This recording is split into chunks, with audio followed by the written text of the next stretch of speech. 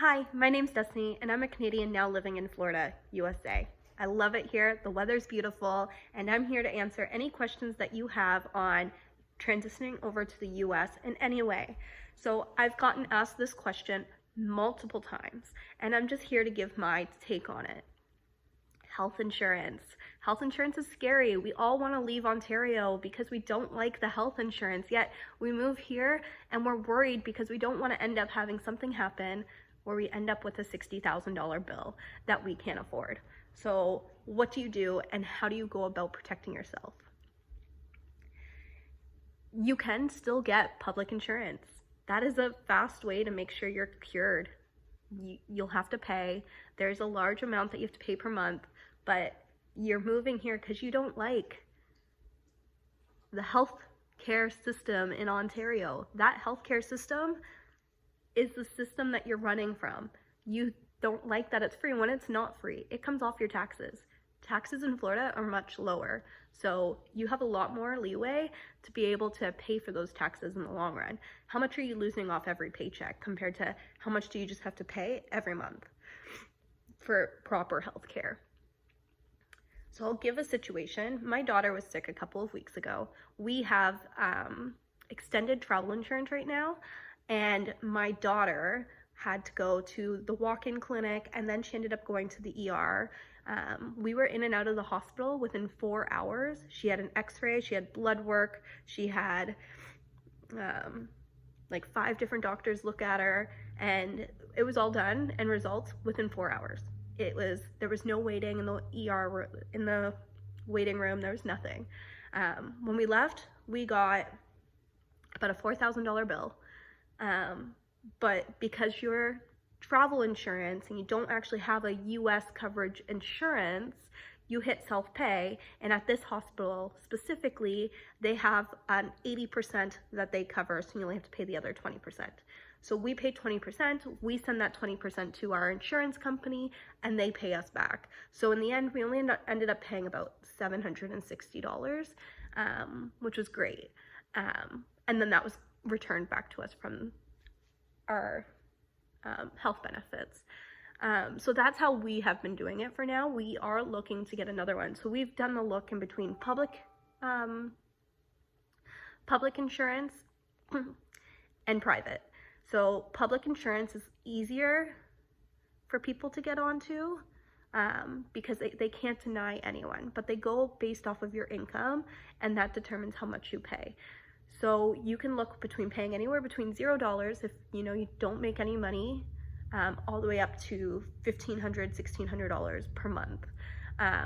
As a Canadian that's moving here, if you're moving here and starting a job or building your business and you've never had or filed any taxes, you do not have any previous income. So you will get the lower amount until you show that you are making money.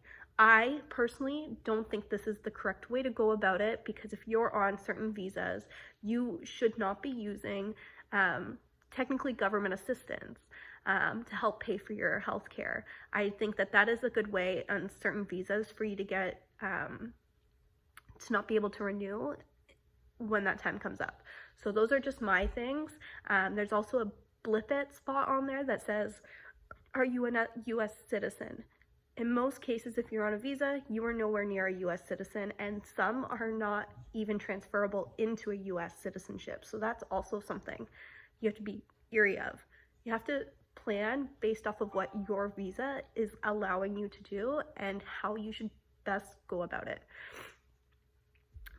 Private insurance is not available for everyone, because this is when you're going to people, to companies, and they need to have more trust in you. It's not government funded at all.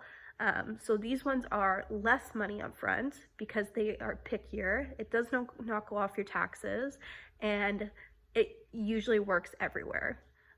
So these are better options, but harder to get into. So when we looked at this for our family of 4, we were looking at $750 per month, which seems to be around the price that you pay.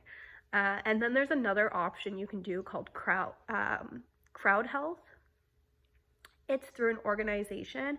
It is not insurance. It's an organization that you can sign up through where you pay per person in your family, and it kind of just pools the fund together, and whoever needs it at any point can then take it out for their own emergency services. So for a family of 4, we were looking at about $550 per month. I personally did not like it. I did not trust that it wasn't a covered insurance, and there's no way to know that if you got into a car accident tomorrow and, all 4 of you guys are in the hospital for weeks on end and you walk out with a $200,000 medical bill, if they're able to pay that or if they're going to go bankrupt because it's not insurable. So I personally do not like that. I have chosen to start with our travel insurance because we still travel back and forth between Canada and the US. And then once we're more secure into Florida, we are planning on fully going with just private insurance to make sure we are getting that stable health insurance that will cover pretty much anything. And we don't have to worry about it.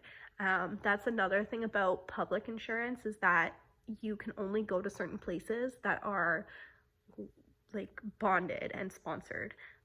If you go to the wrong hospital, your entire bill might be void and you still have to pay that out of pocket. So that's just how I think about it. If you're looking to come to the States, I would just say you're looking around anywhere between $600 all the way up to $1,600 a month for a simple family of 4. And I think that's a great way to think about it. And again, go back to how much are you losing on your taxes every paycheck? How much are you losing based on your income? How much are you losing for the healthcare system that you cannot go to because it takes 8 hours of waiting to even see a doctor, or weeks to even be able to get that doctor's appointment right now? You need to do what's best for you. And this is just my opinion, but here's just the facts that I'm laying out from my experience. If you have any other questions, please feel free to drop them down below, and I'll be more to answer them based off my experience. Please always remember, I am not a lawyer or accountant or an insurance advisor. That one I'm not either. I am simply giving information based off my own experiences. And I'm always here to answer everything that I've gone through. If I have not gone through it, I will redirect it in a way that I have gone through it, or just flat out say, I do not know the answer. I am not here to give out any false information. I'm only here to give out information based off my journey and my experience. Thank you.